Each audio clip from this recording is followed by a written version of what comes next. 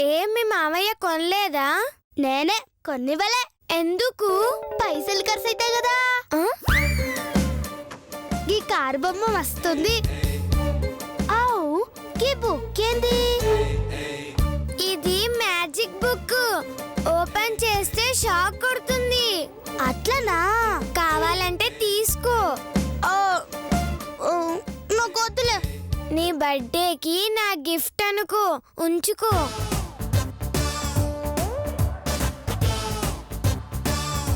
గట్లంటావు? సరది దీనితోని మస్తు పైసలు సంపాదించొచ్చు. అబ్బబ్బబ్బ, ఏమి లక్కరా, లక్కే లక్కు. అమ్మో అమ్మో అమ్మో, చూసావా? నా కళ్ళు ఎదురుకుండా నా కూతుర్ని కొట్టడమే కాకుండా నా చంకెక్కి మరి నా చెంపలు పగలగొట్టింది. అవునక్క, జరిగిన అవమానానికి నువ్వు కాబట్టి ఇంకా బతుకున్నావు. అదే నేనైతే ఏ ఉంగరు మమ్మీకి చచ్చేదాన్ని. ఏంటి నీ ఉద్దేశం? నన్ను చావమంటావా? చాలే, నువ్వేమైనా సిగ్గు శరం ఉన్నదానివా? నేను చావు అనగానే చావడానికి కాదు కదా. మనిషి లక్షణాలేవి మనకు లేవు కాబట్టి టెన్షన్ అస్సలు లేదక్కా. అమ్మా నా ముక్కు.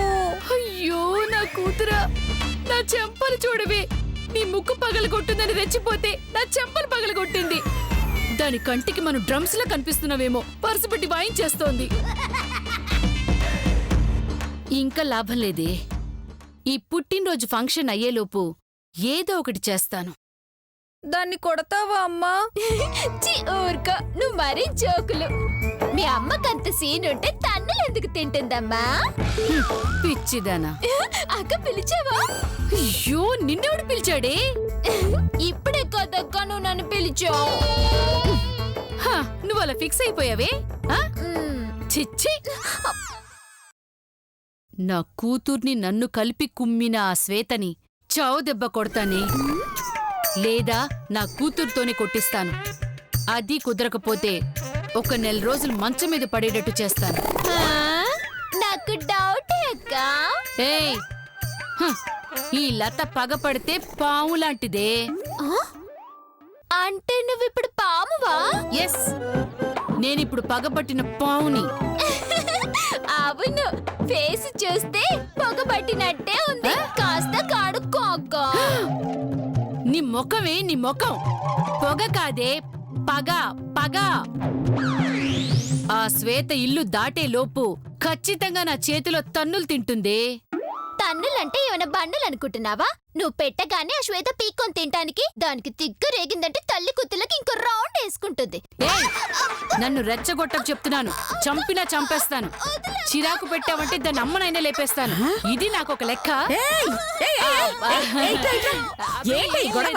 ఏం లేదు అత్తయ్య గారు, ఆ నెక్లెస్ చాలా బాగుంది, ఎంతకు చేయించావని అడుగుతున్నాను. అబ్బచ్చా, నీ కంటికి నేను మరీ అంత జఫాలా కనిపిస్తున్నానా? వసేయ్, నీ కళ్ళు చూసి నీ కడుపులో ఏముందో చెప్తా, నీ మాట చూసి నీ మనసులో ఏముందో పసికడతా. అలాంటిది నువ్వు దాని మెడపై ఎందుకు చెయ్యి వేసావో చెప్పలేనా? నాకంతా తెలుసే. అమ్మా, అలాంటి వాళ్ళది నిజమైన ప్రేమ కాదు, అది వ్యామోహం. ఎగ్జాక్ట్లీ చిన్నత్త, నిజంగా ప్రేమించుకున్న వాళ్ళు అలా చేయరు. ఎంత మనసు విరిగిపోతే కన్న కూతుర్ని పట్టుకొని మా దృష్టిలో చచ్చిపోయా ఉంటుందా తల్లి? అది సరే అమ్మా, తన కూతురుతో తన మాట అనేటప్పుడు ఆమె మాటల్లో వ్యథ, కళ్ళల్లో బాధ గమనించావమ్మా? పెద్దబాబుకు బర్త్డే విషెస్ చెప్పు కూడా వెళ్ళాం కదా. ఊరికే ఎలా కాలిపోతుంది? మంట పెడితేనో పడితేనో తగలబడుతుంది.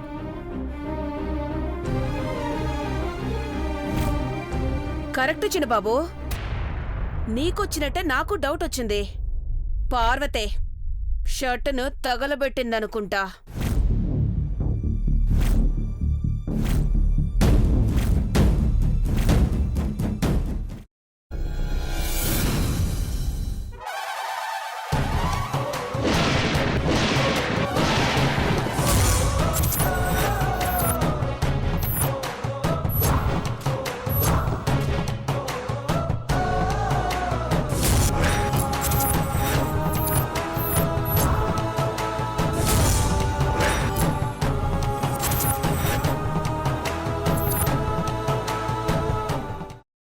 వేసుకున్న తర్వాత పొట్టు తీసేసి చాప్ చేసి పక్కన పెట్టుకోవాలి.